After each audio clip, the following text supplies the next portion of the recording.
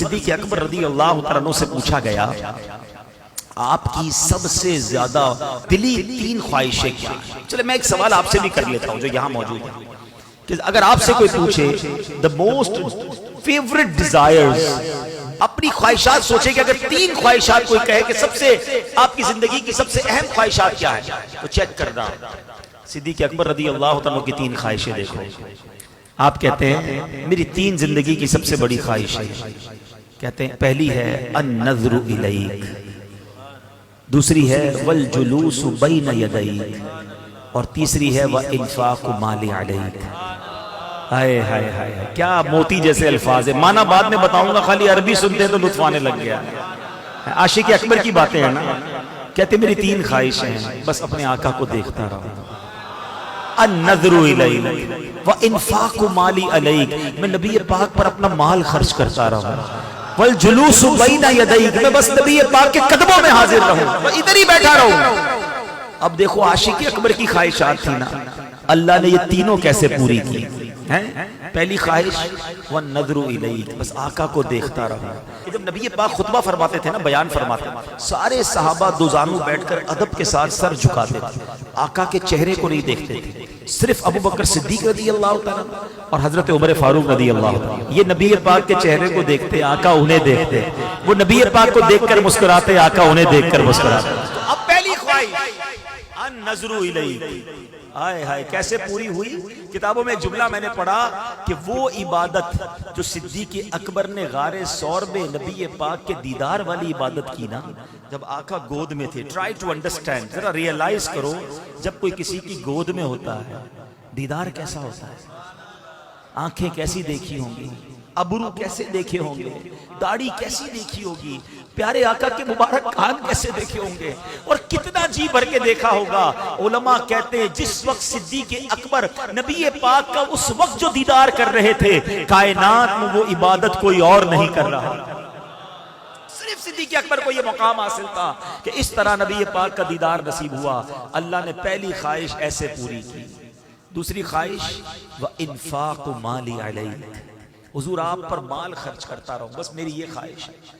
آپ نے ایک بار نہیں، ایک سے زائد بار نبی پاک کی بارگاہ میں اپنا سارا مال پیش کیا۔ میں ایک اور بات بتاؤں کہ پیارے آقا علیہ السلام حدیثوں میں لکھا کہ صدیق اکبر رضی اللہ تعالیٰ عنہ کا مال یوں استعمال فرماتے تھے جیسے اپنا مال استعمال فرماتے ہیں، اتنی کلوزنس تھی کہ پوچھا نہیں جاتا تھا، نبی پاک صدیق اکبر کے مال کو استعمال فرماتے۔ اور وہ حدیث اللہ اکبر آپ فرماتے جس کا مضمون ہے جتنے لوگوں نے مجھ پر احسان کیا میں نے سب کا احسان چکا دیا، مگر ابو بکر نے جو مجھ پر احسان کیا ہے قیامت کے دن اس کا بدلہ میں رب سے لے کے اسے لوٹاؤں گا۔ اللہ اکبر، کس کس شان کو بیان کیا جائے، اللہ کے حبیب کی دعائیں کس طرح انہوں نے لی۔ ارے بلال حبشی سے کون محبت نہیں کرتا، ہمارے عاشقوں کے امام ہیں، مؤذن رسول ہیں، انہیں چھڑا کر کون لایا؟ امیہ جو تھا اتنا ظلم کرتا تھا، ابو بکر صدیق قریب سے گزرے، دیکھا بلال کو مار رہے ہیں، تپتی ریت پر لٹاتے ہیں، آپ نے اس کے مالک سے کہا کیوں تنگ کرتے ہو، یہ مسلمان ہو گیا ہے کیوں مارتے ہو؟ کہا ابو بکر تمہیں بڑا شوق ہے،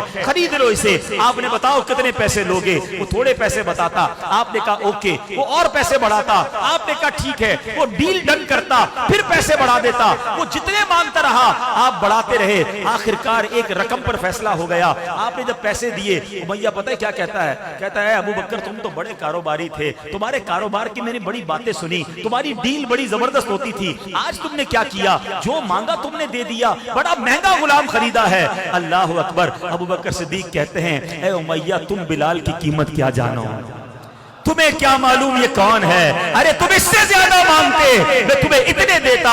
جب خرید کر لاتے ہیں نبی پاک کے پاس، حضرت بلال کو آزاد کر کے لاتے ہیں، پیارے آقا کی بارگاہ میں پیش کرتے ہیں، حضور بلال آیا ہے، آپ کا سچا غلام آیا ہے، حضور آج آزاد ہو کر آیا ہے۔ اللہ کے نبی کیا کہتے ہیں؟ اے ابو بکر تھوڑے میرے پیسے بھی ملا لو، بلال کو آزاد کرنے میں جو تم نے رقم خرچ کی ہے میرا مال بھی اس میں شامل کر لو۔ صدیق اکبر کہتے ہیں حضور میرا مال آپ ہی کا تو ہے، حضور میرا سب کچھ آپ کا ہے۔ اللہ اکبر، کیا کیا کارنامے بیان کروں صدیق اکبر رضی اللہ تعالی عنہ کے۔ سنو تیسری خواہش والجلوس بین یدیک، کہتے حضور میری تمنا ہے کہ بس آپ کے قدموں میں زندگی گزرے، زندگی تو گزاری مگر جب وفات کا وقت قریب آنے لگا، آقا تو تشریف لے جا چکے تھے نا دنیا سے ہیں، مگر صدیق اکبر رضی اللہ تعالیٰ عنہ نے وصیت کیا کی، کہتے دیکھو جب میرا وصال ہو جائے نا تو میری میت کو نبی پاک کی بارگاہ میں لے جانا، روضے کے سامنے رکھ دینا اور یہ کہنا کہ حضور ابو بکر حاضر ہے، اگر اندر سے اجازت مل جائے تو ساتھ دفن کر دینا، اجازت نہ ملے تو جنت البقیع میں دفنا دینا۔ یہاں ایک بڑی باریک سی بات ہے، عقیدے کی بات کر دوں، یہ تو وصیت صدیق اکبر نے کی کتابوں میں لکھا، صحابہ نے کیوں عمل کیا؟ کیونکہ صحابہ جانتے تھے کہ حضور مزار میں حیات ہیں۔ سارے صحابہ کا اس وصیت پہ عمل کرنا کہ حضور سنتے بھی ہیں، جانتے بھی ہیں، دیکھتے بھی ہیں، تو زندہ ہے واللہ، تو زندہ ہے واللہ، میرے چشم عالم سے چھپ جانے والے اے عاشقو تمہیں مبارک ہو، یہی صحابہ کا عقیدہ ہے۔ صدیق اکبر کا بھی یہی عقیدہ ہے، ورنہ وصیت کیوں کرتے؟ کہتے مزار پہ لے جانا، عرض کرنا حضور آپ کا یار حاضر ہے، ابو بکر حاضر ہے، اجازت دیں تو اندر دے جانا ورنہ بقیع میں دفنا دینا۔ صحابہ نے اس وصیت پر عمل کیا، آپ کی میت کو نبی پاک کے روضے کے سامنے رکھا گیا اور عرض کیا گیا السلام علیک یا رسول اللہ، ابو بکر حاضر ہے۔ سنو، دروازہ کھلتا ہے، تالا کھلتا ہے اور اندر سے آواز آتی ہے ادخلوا الحبیب الی الحبیب فإن الحبیب الی الحبیب مشتاق۔ اب حبیب کو حبیب کے پاس لے آؤ کیونکہ حبیب کو حبیب سے ملنے کا اشتیاق ہے۔ صدیق اکبر آج مزار میں بھی نبی پاک کے ساتھ موجود ہے، والجلوس بین یدیک، ارے آج بھی آقا کے پاس ہیں، آج بھی روضہ انور کے اندر ہیں۔ عاشق اکبر نے 3 تمنائیں بتائی تھیں، اللہ نے وہ تینوں کیسی پوری کی۔ دنیا میں کروڑوں لوگ جب بھی روضہ رسول پر جاتے ہیں الصلاۃ والسلام علیک یا رسول اللہ عرض کرتے ہیں اور پھر صدیق اکبر کو بھی سلام کرتے ہیں، عمر فاروق رضی اللہ عنہ کو بھی سلام کرتے ہیں۔ کیا مقدر پایا ہے۔